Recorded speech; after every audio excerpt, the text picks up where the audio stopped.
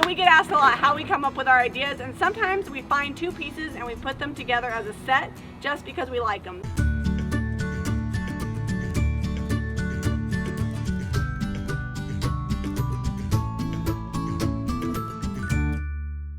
This table has a ton of leaves, but I find that with tables like this, with skinny little legs, when you add all the leaves, they get kind of wonky. Yeah, it's not strong enough, and it's had a hard life. I'm gonna have to tighten it up, so I'll be sure to show you guys that as we go along. Rather than sell this as a dining table that people may or may not want to be careful with, we're just gonna go ahead and turn it into like a console table desk, and then we're gonna paint the chair, make it a little set, price it as a set or individually, and sell it at the shop. Yeah, we'll paint it to match like they would have been together their whole lives.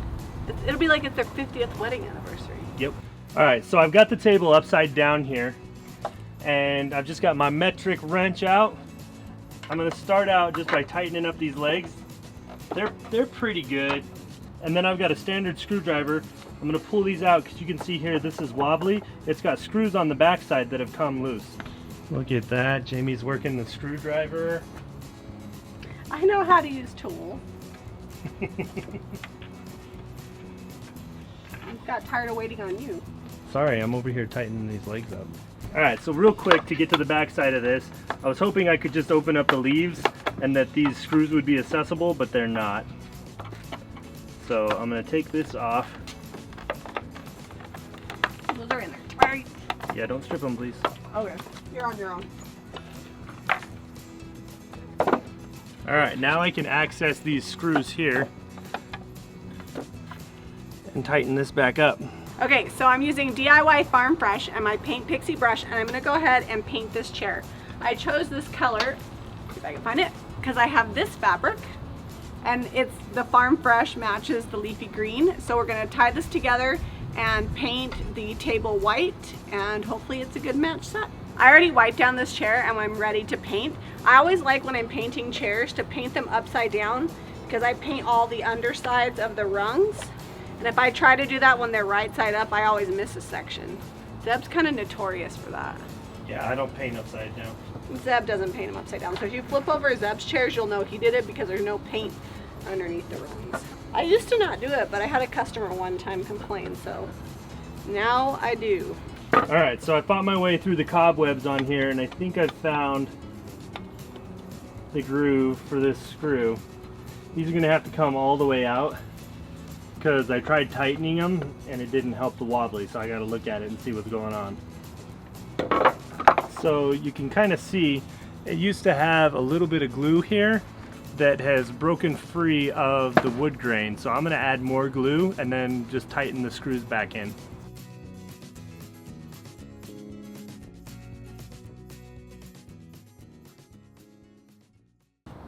So I'm just using Titebond 2. Gonna give it a generous helping of glue there. Hopefully tighten that back up and keep it from getting loose when it gets moved around. So I'm just using a ketchup condiment dispenser. I usually buy the glue by the gallon because it's way cheaper to do that. I just use these as my dispensers, so it works really well, and this is like poor man's first in, first out bottle. Except for there's no first in. It's just an out bottle. Yep, it's just out.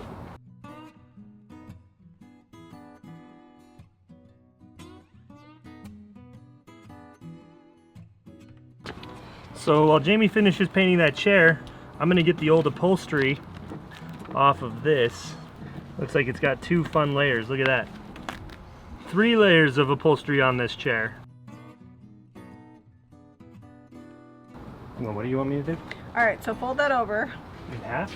No, just like fold it here so that way you get built up. Here, it needs to go your way more. Okay.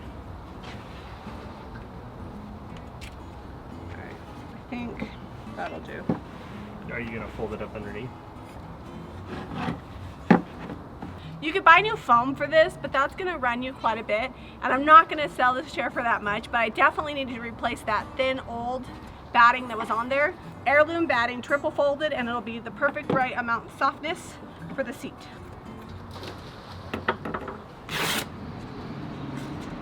Fancy.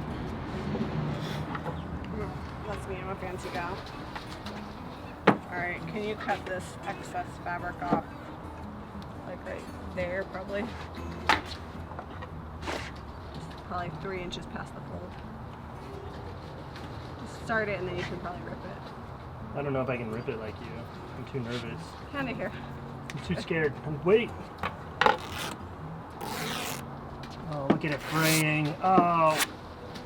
Sorry. So I've got my air compressed pneumatic staple gun. It's at 85 PSI and inside I've just got some 18 gauge staples in here. Always make sure your staples aren't too long because you don't want to poke people in the bum. I'm just going to staple on one side and then I'll pull it on the other side and then we'll do each of these and then the corners.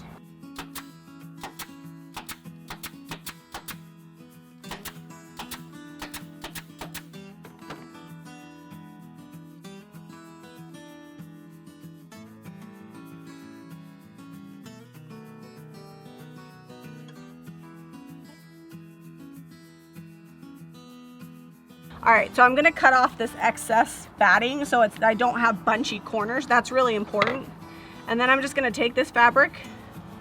I'm gonna make sure my corners are tight. And then I'm gonna pull the fabric back using both of my hands, making minimal amount of pleating.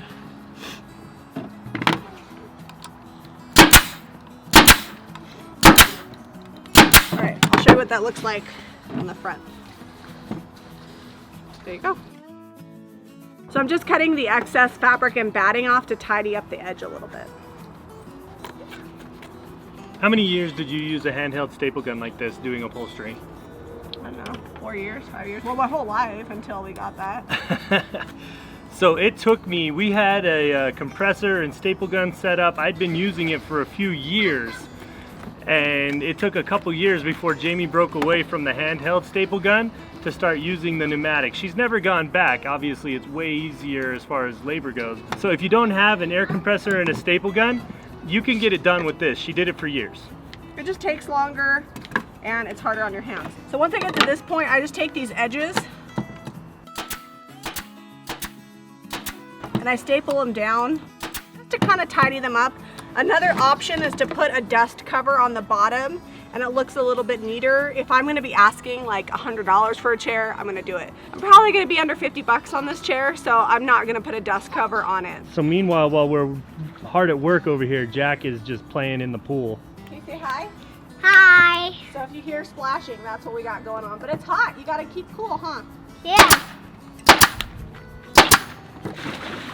Good. This is what we consider to be a shiny finish. It's got probably at least a semi-gloss finish on it. And I'm just gonna take some 80 grit real quick. The DIY paint is low prep, but we're gonna be spraying this. And if I just give it a quick sand on the top just to knock some of that shine off, it'll stick a lot better.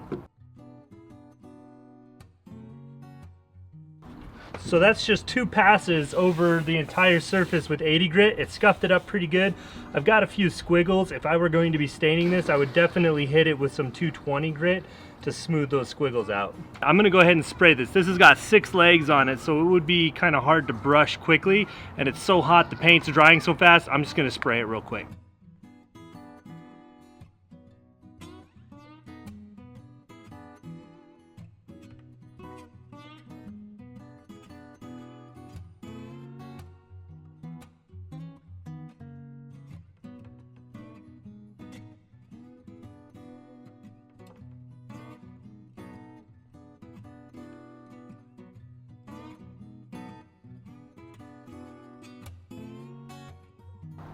You know what time it is? It's chippy distressing time. I've got my orbital sander, 220 sandpaper. I'm going to distress the table first, then I'll work on that chair. The chair I hand brush, so it's got a few imperfections, but we'll smooth those out with the orbital and by hand sanding.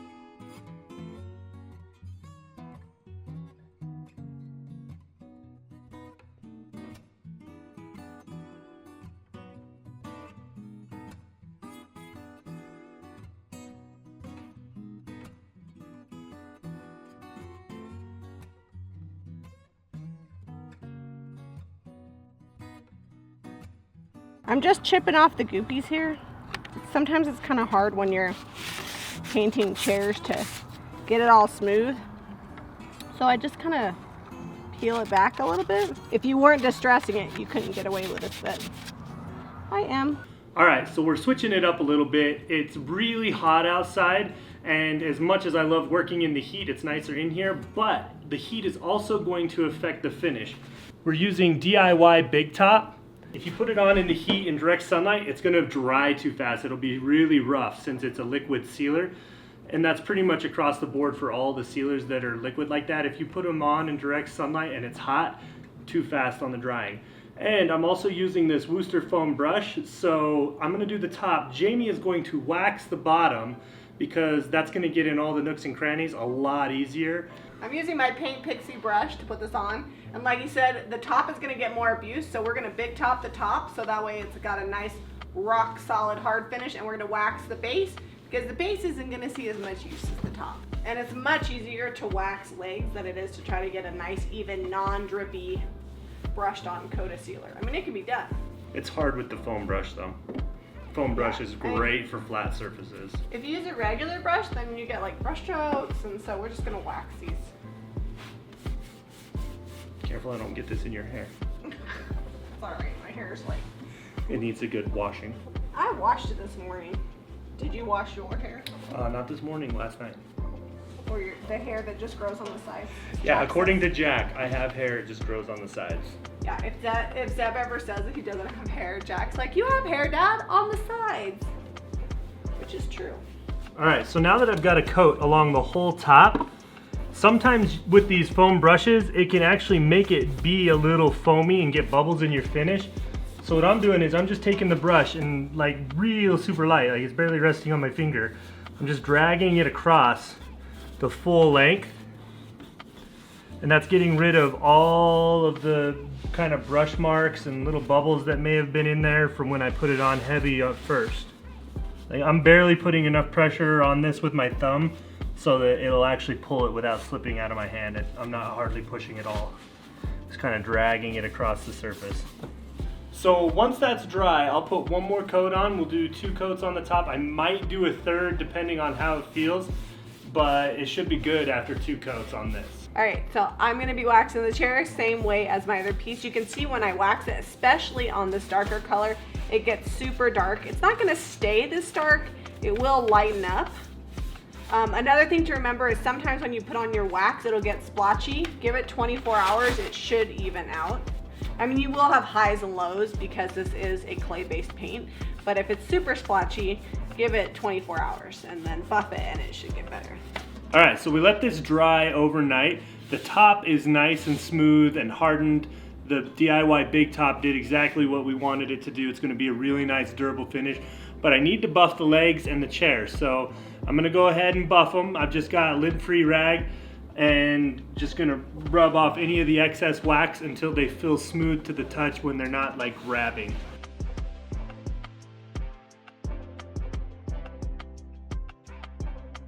I'm screwing the seat on the chair, but I just wanted to point out real quick, one of the reasons Jami paints the whole lip on these old chairs is because check this seat out. A lot of that is visible, and that just eliminates having any issue with like the original finish peeking through. All right, so we finished this marriage of a table and a chair and made like a little desk. It'll be perfect for the shop. I probably will list them priced separately because somebody might just want like a console table, somebody might want a chair, and if the chair sells, then I'll just do another chair. And if the console table sells, then I could sell just a chair. I don't know. Yeah, we have a garage full of chairs right now, and a lot of times when we paint them just individual colors, especially if they have like a fun seat, people need something to throw in the corner of a room or whatever. They sell really well, so we like to do them. All right, so I hope that this inspires you to like look at what you have and maybe take 2 things that didn't start out together and make a paired set. I think that makes the most interesting pieces, whether you're setting up for a house, you know, you're decorating your own home, or you're selling pieces, or you've got a shop that you're selling at. It really is fun to mix and match. That's what makes it unique and creative, and not something that somebody can pick up every day at their like mass-produced furniture store. So here's the list of the products that we used. Everybody always asks, so I like to tell you at the end. We used a DIY White Swan, we used Farm Fresh, we used the Big Top and the clear wax. I also used my Paint Pixie 1 3/4 brush and my Paint Pixie wax brush. All those items you can buy at jamiray.vintage.com. And what kind of fabric is on the chair? Where'd you get that? The fabric that I bought was from Hobby Lobby. It's not actually upholstery fabric, but I will cover it with Scotch Guard and that'll help protect it so it won't get super dirty. It is a heavy duty cotton. That's something to keep in mind. If you like this video and you like how we married these two pieces together, be sure to share it. Be sure to hit that notifications button so you don't miss any of our videos and our live videos. Also give us a thumbs up and subscribe to Jami Ray Vintage for more DIY.